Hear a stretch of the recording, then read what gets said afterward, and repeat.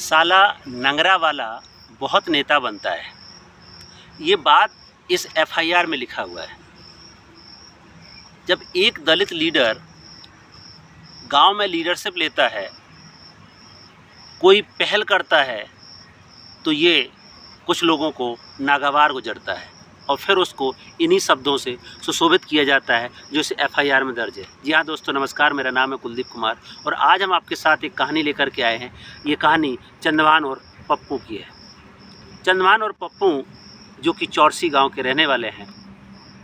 चंदवान के साथ एक दिन ये घटना घटती है और उस घटना में उनको जान से मारने की कोशिश की जाती है।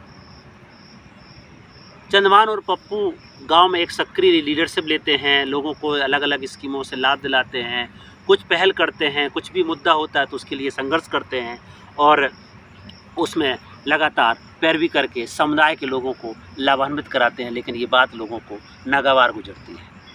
घटना पिछले मई महीने की है। शाम के 5 बजे थे।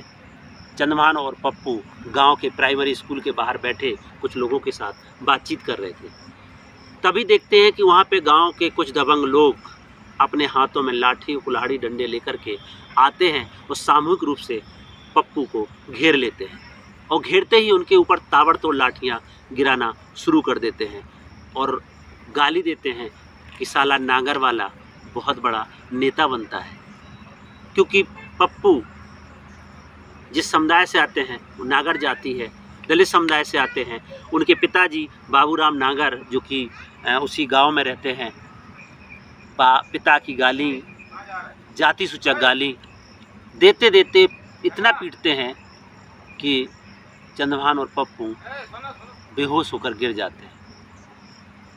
आरोपी जो उनको पीटने आए वो बोले आज से इसकी नेतागिरी निकाल देंगे, इसकी नेतागिरी बंद करना है, ये बहुत गांव में नेता बनता है। और उसके ऊपर इतनी लाठियां बरसाते हैं, बेहोश खा करके चंदवान और पप्पू गिर जाते हैं। लोग सोचते हैं कि अब ये मर गया, उनको गालियां देते हुए भाग के चले जाते हैं। गांव के और लोग आते हैं, चंदवान और पप्पू को उठाते हैं, अस्पताल ले जाते हैं। जब उनको होश आता है तो एक तहरीर लिखी जाती है और फिर ये एफआईआर दर्ज होती है। आज हमारे हाथ में वो एफआईआर है। चंदवान और पप्पू की तरफ से ये एफआईआर दर्ज की गई। इस एफआईआर में धारा 34, 323, 504, 506 और SC/ST prevention of atrocity act की धारा 53 और 53 लगाई जाती है। इस एफआईआर की जो तहरीर में जो जब होश आने पर चंदवान और पप्पू ने लिखा, उसमें साफ लिखा गया है कि साहब मैं अनुसूचित जाति का व्यक्ति हूँ और कानून में आस्था रखता हूँ। कानून में आस्था रखने वाला व्यक्ति और लोगों के हक अधिकार सम्मान के लिए काम करने वाला व्यक्ति मेरे साथ पिछले 7 मई को 5:30 बजे मैं प्राइमरी स्कूल के पास दुकान पर बैठा था। तभी गांव के अभियुक्तगण प्री प्लान होकर के, एक राय होकर के, हथियारों से लैस होकर प्रार्थी को जान से मारने के उद्देश्य से आए और प्रार्थी को जात सूचक गालियाँ देने लगे। तभी प्रार्थी को समझ पाता, कुछ उनसे बात कर पाता, एक राय होकर सब हमारे ऊपर टूट पड़ते हैं।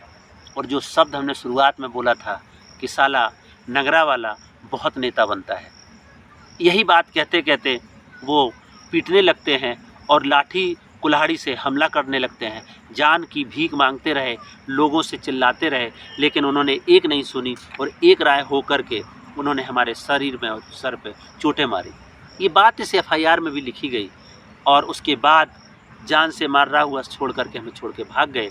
इसके बाद तमाम गांव के लोगों ने ये बात सुनी और देखी। जब हमें होश आया तब मैं ये प्रार्थना पत्र लिख के दे रहा हूँ।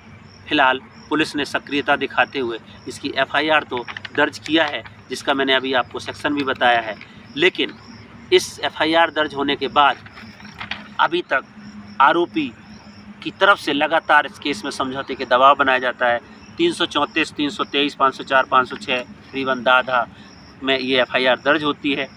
अभियुक्तगण बहुत ही दबंग और गुंडा प्रवृत्ति के लोग हैं। प्रार्थी ने अपील किया है कि हमारी कार्रवाई करके हमें न्याय दिलाया जाए। सवाल ये उठता है कि जब कोई एक दलित व्यक्ति गांव में नेतृत्व लेता है तो उसको इस तरीके से शब्दावली यूज करेंगे कि साला बहुत नेता बनता है। आखिर दलितों की लीडरशिप से ये चिढ़ क्यों होती है?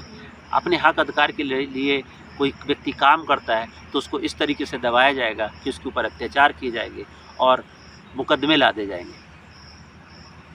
फिलहाल चंद्रभान और पप्पू अपने न्याय के लिए भटक रहे हैं और उनके परिवार के ऊपर लगातार दबाव बनाया जा रहा है कि वो इस केस में समझौता कर लें, लेकिन पप्पू और चंद्रभान का कहना है कि हम अपना काम, जो लीडरशिप का काम है, वो बंद नहीं करेंगे। लोग भले कहें, और जो इस FIR में भी ये लिखा गया कि साला नगरा वाला बहुत नेता बनता है।